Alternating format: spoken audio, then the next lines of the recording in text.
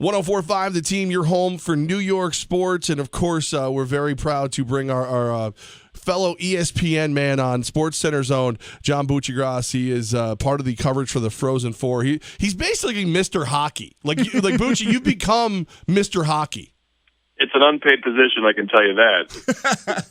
Maybe I should start a GoFund Mr. Hockey. Well, all right, so you bring that up, and it's a great thing. So the Capital Region is in your debt. We thought it was really great that you made this amazing gesture. You donated $2,500 to the RPI Women's Hockey Program. Yeah, I was just I was at work at ESPN, just getting ready to do the show, and I go back and forth between our rundown, which is the order that our show is going to be and what my name is next to, and I'm responsible for that game or that story. And then I go between that and Twitter. You'd like to see breaking news and different things, some trends to talk about, some ideas that maybe you can implement in the show, and just the regular wires. You got to go back and forth all the way around. I just kind of happened to come across this thing from the RPI women's hockey team looking for a little donation. So it kind of caught my eye. So I clicked on it and read it, and they're looking for donations for new uniforms, and I noticed that the number was $2,500. So I probably was going to give $100 or $200 or $500. I can't quite remember what was in my mind at the time, besides being just curious. And I saw that $2,500 number, and I usually give donations around that size, $2,000, $1,500, any type of hockey initiative or hockey-led charity, whether it's Dominic Moore lost his wife to cancer. He started the Cancer Foundation. I gave a couple $grand to that when he started that. Whether a local rink wants us to have boards, I paid for a kid's tuition at Xavier to play club hockey one year. And this was like, I never done this before. Never got uniforms. It's that number I usually give. So just right place, right time, and just what the hell? I'll pay the whole thing. Hey, was it something special about? Yeah, it's amazing stuff, and all the things you've done for hockey. Was it something special about the Capital Region in particular that made you donate that money? Well, you guys, I have a huge crush on you in the show. Oh, that's very nice of you. No, but I mean, I've been driving up to Albany. My son played a couple years of midget hockey before he went to and played high school hockey, and it seemed like every weekend we went to Troy or went to Albany, and for kind of a up play and come right back here in Connecticut, kind of a long road trip. But it's a beautiful drive across there. I love that part of New York. I love that part of the United States. It's one of the most beautiful parts of the United States. I tell people, just start go across the border in eastern New York there, across the Massachusetts border, and just start driving west. And it's just, you won't see better landscape in America. It's breathtaking. And going to Cooperstown with my kids, I have great memories.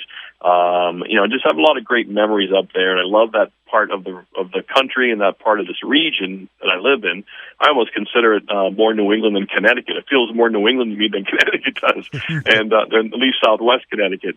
And so I just have great memories, great feelings about the people, and I know how much they love hockey, especially. And so it just kind of probably all those things kind of subtly and subconsciously played a part in doing that.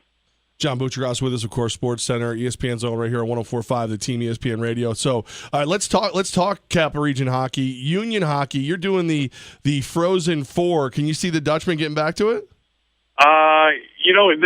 They certainly have the leadership and they have the talent, to do that. Obviously, you just got to win 2 games. You got to win 2 games. We'll see how the ECAC shakes out, what kind of seed they get.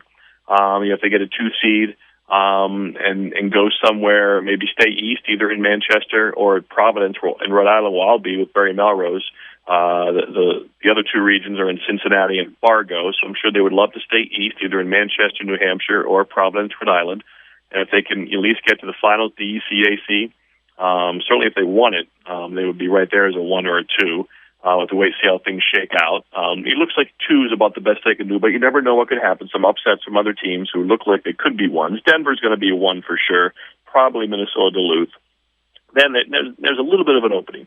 Like I said, Harvard's in pretty good shape as well, but Union would probably have to knock them off. So, a 2 seed somewhere and win 2 quick games, sure, they could do that.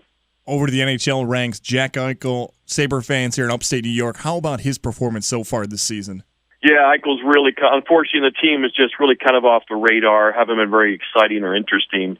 But he's got an 11-game point streak. I mean, the longest in the league is 12. So, and his is still going. So that's what kind of that's what kind of streak he's on now. And since late November, obviously he'll always be compared to Connor McDavid.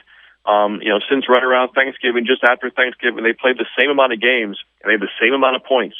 Eichel has more goals. Eichel's a better goal scorer. He has a better shot than McDavid. McDavid obviously has that amazing speed, which can set up teammates, and he'll probably always have a few more assists. He also has probably a little bit of a better team, not that much better though. So Eichel and McDavid, the last 4 months have been head to head. Both have 45 points, and he's right there. He's a Hall of Fame talent. He's going to win MVP. He's going to win a scoring title someday. He's going to win MVP someday. He's going to lead the Sabres to a Stanley Cup one day. I really believe all of that. Now it's up to the organization to build a defense and a goalie to support him. John Buccigross with us now. Now, Bucci, just remember, around this time next year, be looking for me. I'm going to need about $2,500 for something hockey related. A new stick? Yeah, a new stick. Maybe some season seats over for the Rangers. I don't know. It could be anything. It could be anything. I'll be ready. I'll be looking out. I'll be ready. Bucci, man, seriously, from the Capital Region, looking out for the RPI women, the program just let go of Seth Appert, the men's coach. So to have some good news go to that program, we really appreciate it up here in upstate New York. Yeah, I love Seth. Great head of hair. He'll be fine. He's got the magical hair, and he'll move on and do good things. And yeah, I love my time. Went up there and saw a game, and I love the old school rink. And hail RPI, boys. If you ever make your way back up and you want to let us know, we'll take you out to dinner and the whole thing. Not $2,500 worth. We're on a budget, but we'll take good care of you. Dairy Queen's fine. I love me a good French fries and a dilly bar. We'll set a budget for you, but you're in. Peace. Bucci, man, thanks. See it. You got it.